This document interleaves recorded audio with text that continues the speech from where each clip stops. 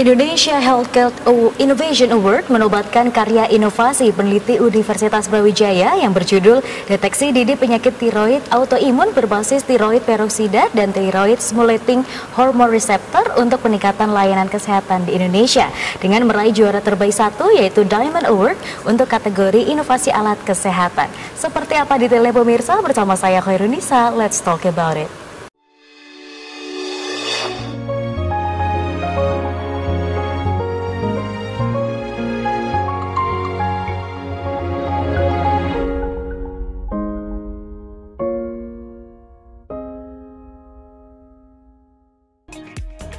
Ya pemirsa, kembali lagi bersama kami dalam program Let's Talk. Pada episode kali ini telah hadir narasumber kita yaitu Profesor Dr. Aulani Am. Beliau merupakan dosen peneliti dan juga wakil rektor bidang akademik Universitas Brawijaya. Kita sapa terlebih dahulu. Assalamualaikum Prof. Waalaikumsalam Mbak. Bagaimana kabarnya hari ini? Alhamdulillah baik deh, meskipun hujan di luar. Ya luar biasa dan terlihat sangat gembira nampaknya pada hari ini. Kami mengucapkan selamat Prof atas prestasinya yang membanggakan.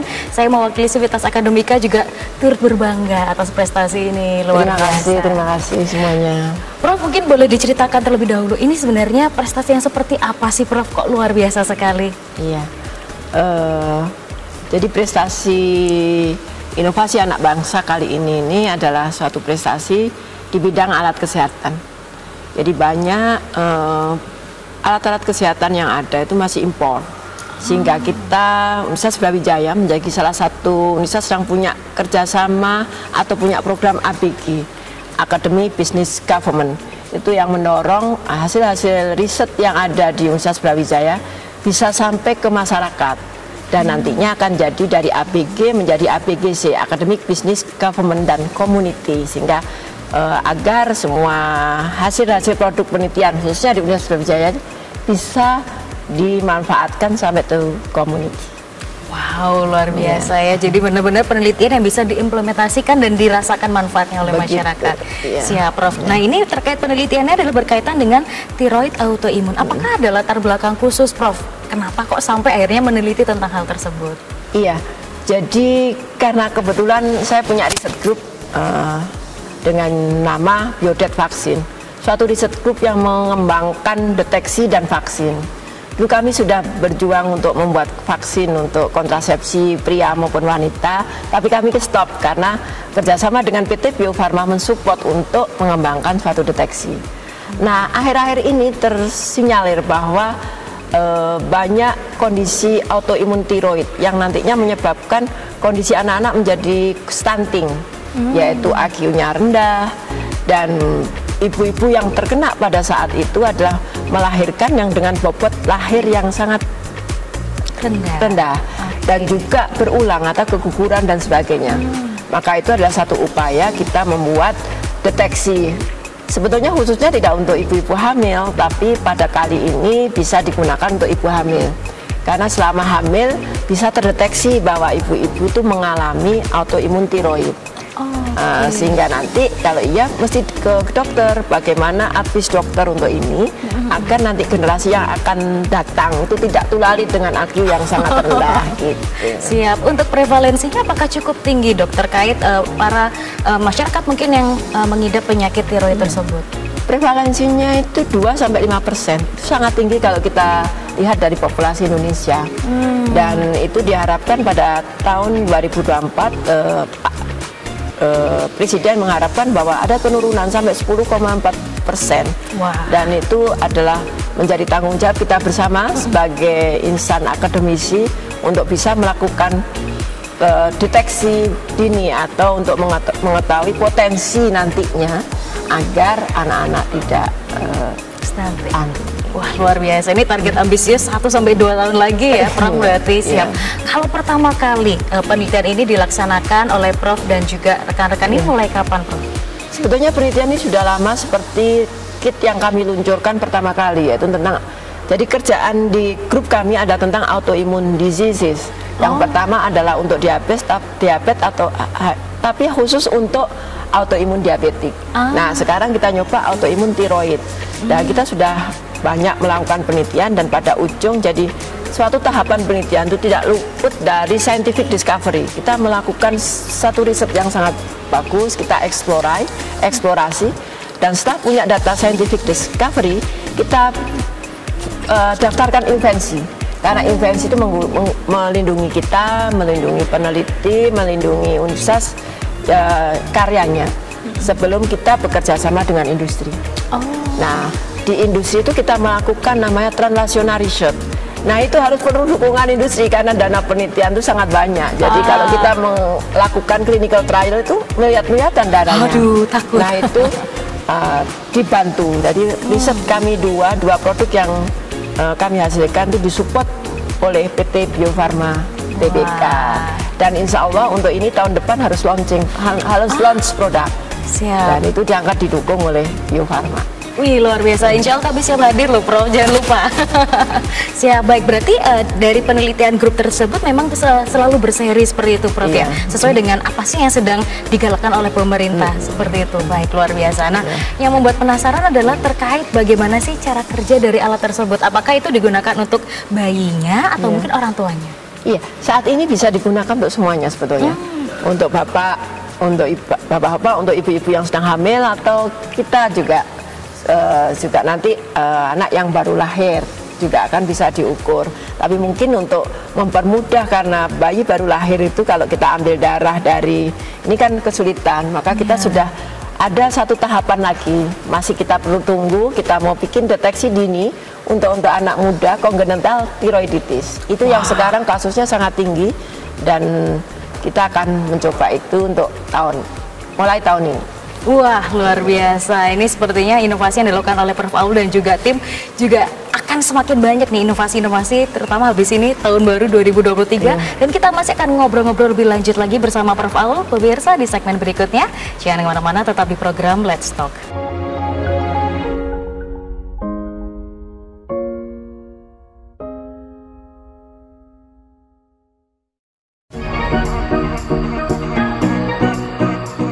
Ya pemirsa, kembali lagi bersama kami dalam program Let's Talk, masih bersama dengan Prof. Prilly. Sebetulnya memang bidang saya itu manajemen reproduksi.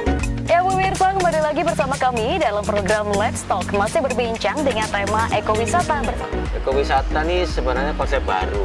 Jadi konsep ini lahir setelah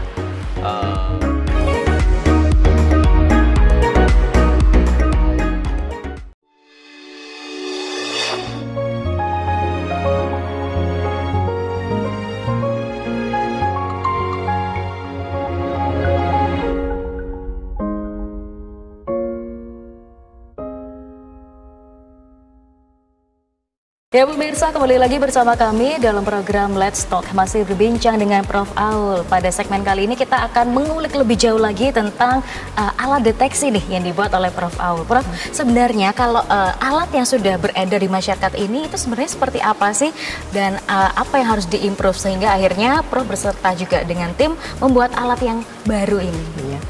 Ya, jadi alat ini adalah rapid test. Tidak butuh alat-alat yang sangat sulit, sangat rumit, dan hanya butuh yang menggunakan kita latih. Dan ini adalah rapid test ini sangat nantinya mungkin ekonomis, cepat, efisien gitu ya. Karena beberapa yang ada saat ini adalah menggunakan alat yang canggih dan harganya bisa 10 kali lipat atau dari nantinya target ini kalau akan di launching produknya. Oke, berarti alat yang selama ini hanya ada di layanan-layanan kesehatan. Sedangkan yang dibuat oleh Prof. Aul ini nanti bisa menyasar langsung kepada customernya, Prof, atau bagaimana? Enggak langsung customer, tapi di vaskes awal. Vaskes awal. Karena nanti kan dokter yang memberikan advis untuk tes, dan hasil tes ini harus tetap dikonfirmasikan ke dokter, sehingga ada advis dokter bagaimana menangani pasien atau yang kita lakukan tes. Oke, nah baik, berkaitan dengan tiroid autoimun sendiri ini, apakah akhirnya masyarakat siapapun yang merasa punya penyakit tersebut untuk melakukan tes, atau ini seperti apa sih, Prof, sebenarnya? Iya, saya sih sepertinya pemerintah sudah mensupport banyak, jadi mensupport untuk terjadi penurunan ini, dan sudah digaungkan dengan banyak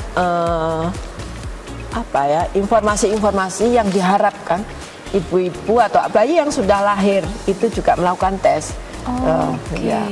Jadi semua ibu-ibu yang hamil, termasuk anaknya yang juga baru dilahirkan untuk melakukan tes. Jadi kalau masyarakat biasa gitu mungkin seperti saya apa perlu gitu, Prof? Boleh. Jadi coba aja. Sangat boleh. Jadi justru autoimun tiroid itu kan ada dua tadi target dengan tiroid peroksidase dan tiroid stimulating hormone receptor.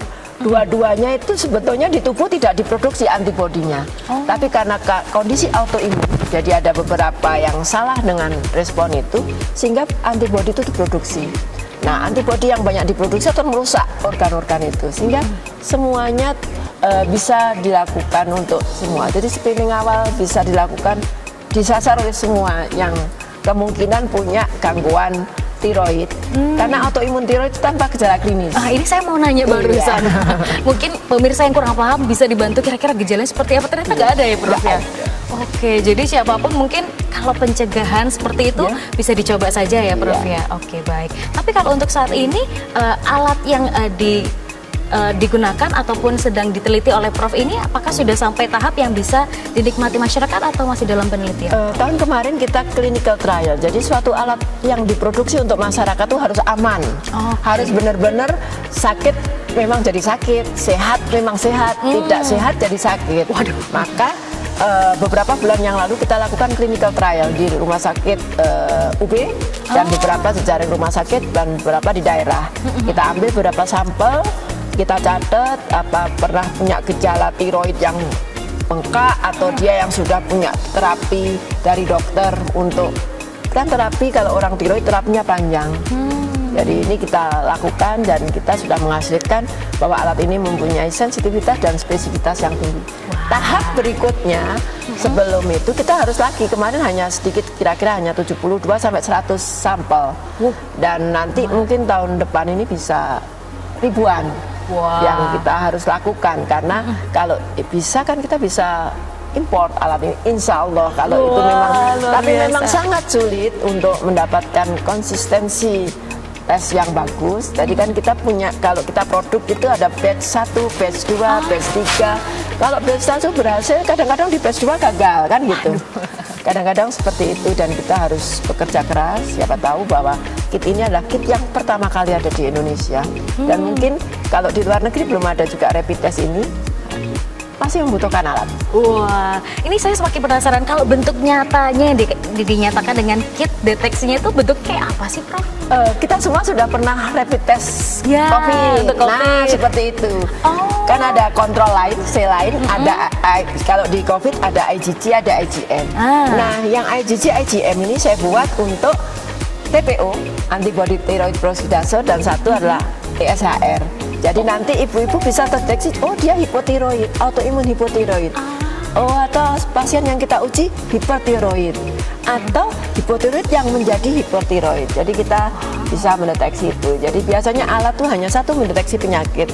Satu, kalau ini kita bisa dua biomarker itu bisa kita gunakan. Wih, luar biasa. Ini berarti tes mandiri pun sebenarnya bisa, Prof ya, ke depannya nanti. Oke. Nah, kalau COVID kan menggunakan air liur seperti itu ya, Prof. Kalau ini pakai apa?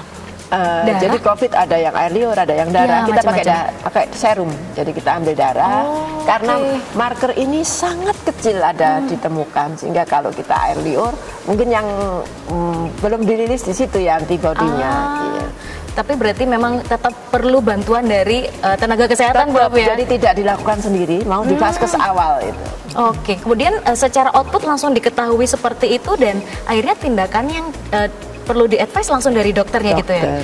Oke, baik. Kita berharap bisa 45 menit bisa langsung keluar, Dok. Kalau alat yang sudah ada saat ini tidak secepat itu? Iya, karena butuh. Kalau saya tes sampel saya misalnya untuk tes TPO, itu kami mengirimkan banyak, hampir 10 ml serum atau darah. Kami kirim di Singapura karena di sini nggak ada. 1 bulan data itu harus baru dapat. Itu ada gold standar. Jadi alat kita ini mesti menggunakan gold standar. Gold standar itu ada alat yang sudah dipakai di dunia, tapi dengan alat canggih itu tadi. Jadi kemarin kalau yang tes di saya clinical trial enak. Mereka dapat sampel dapat tes dengan saya dan kami konfirmasi dengan tes yang mahal. Wah, luar biasa nih ya. Ketika dibandingkan antara yang murah dan mahal, nampaknya memang untuk masyarakat. Nah, itu lebih ekonomis kalau kita bisa menggunakan yang murah tapi tetap Dan bisa sensitif. Wah, Akurat. ini kita akan bahas lebih lanjut pemirsa di segmen berikutnya. Jangan kemana-mana, tetap di program Let's Talk.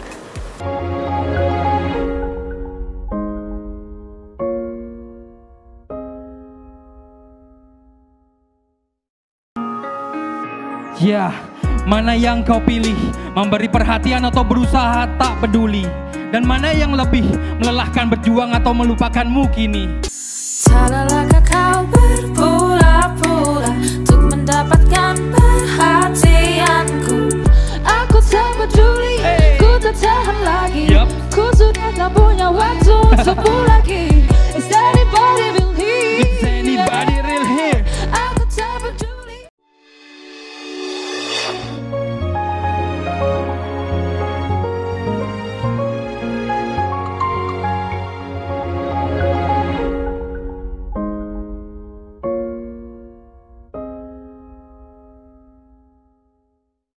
Ya pemirsa, kembali lagi bersama kami dalam program Let's Talk, masih berbincang dengan Prof. Aul untuk membicarakan terkait kit deteksi dini tiroid autoimun. Nah Prof, ini ngobrol lebih lanjut berkaitan dengan kit tersebut. Kira-kira rencana ke depan ini akan seperti apa? Apakah nanti UB akan terus menjadi garda terdepan untuk penelitiannya tersebut atau bagaimana kira-kira? Ya, insya Allah dengan komitmen pimpinan universitas, maka produk ini kan merupakan produk karya anak bangsa, produk nasional yang dihasilkan oleh universitas kita, Universitas Brawijaya, dan itu sudah diketahui banyak orang.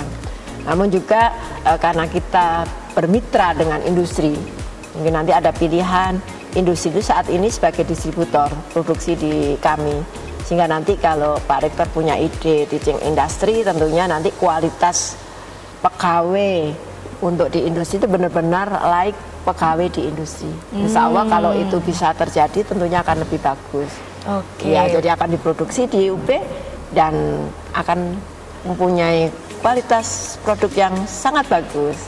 Jadi tinggal sekarang tim pekerjanya itu harus memang berarti ini selayaknya bahwa dia itu suatu kerja di industri, ada fasilitas-fasilitas yang harus dilengkapi untuk pegawainya, untuk ininya. Ekosistemnya yang dibangun. Wah. Itu betul.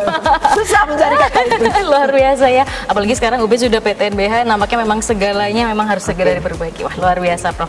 Apakah ada cerita-cerita nih yang bisa dibagi, terutama mahasiswa yang juga suka melakukan penelitian terkait misalnya kendala mungkin atau cerita suka dan dukanya, Prof? Apakah ada? Ya. Jadi para peneliti dan adik-adik yang akan melakukan peneliti terutama di PKM, jadi jangan puas di satu sisi, karena produk yang akan dimanfaatkan oleh masyarakat itu harus aman.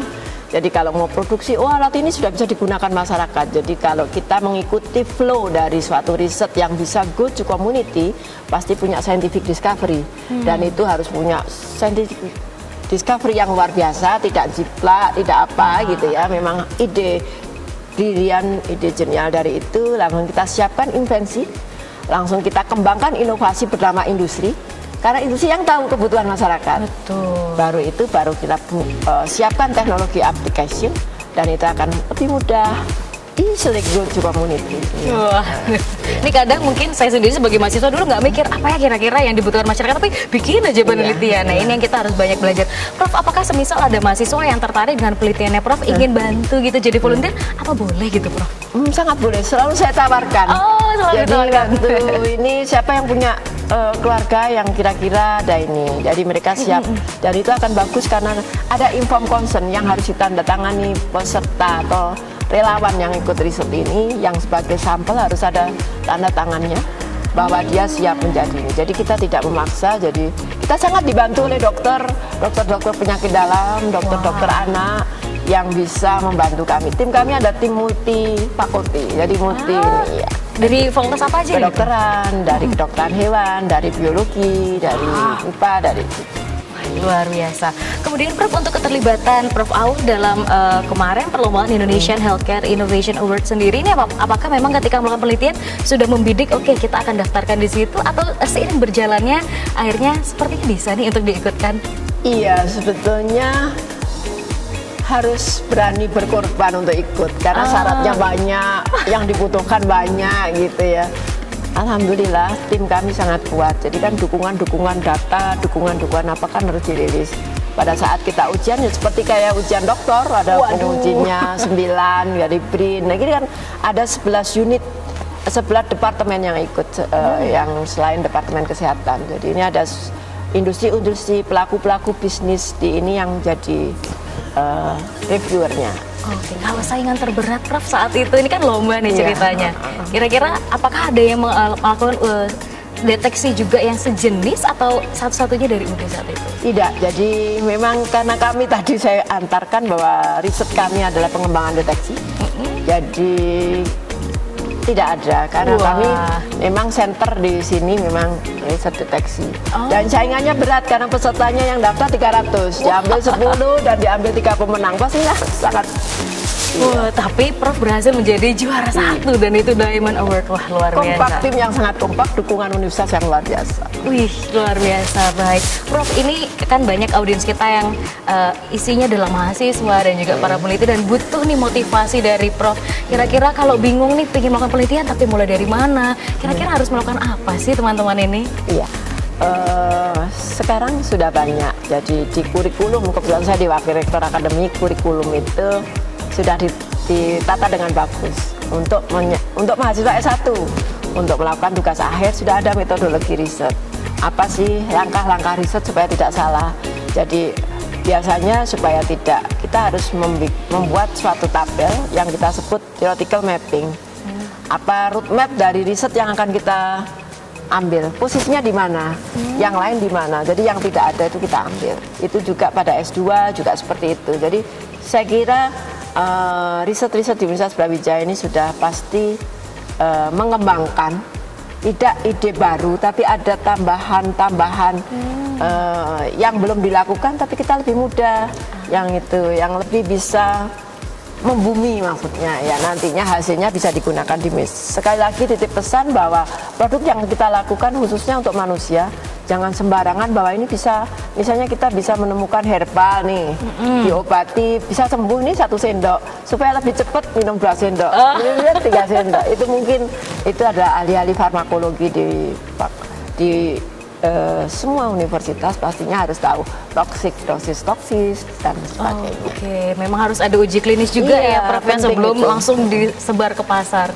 Siap, luar biasa sekali perbincangan kita kali ini dan sekali lagi kami mengucapkan selamat Prof atas prestasinya, sangat membanggakan dan ini terus akan membuat mahasiswa juga, wah ingin nih, sudah sekelas Prof Aul aja masih terus meneliti dan melakukan berbagai uji coba sampai mendapatkan suatu award, apalagi kita nih mahasiswa yang seharusnya masih muda dan punya banyak semangat.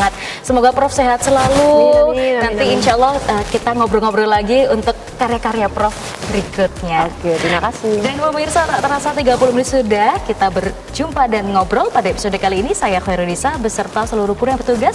Mohon pamit undur diri. Terima kasih atas kebersamaan Anda dan sampai jumpa.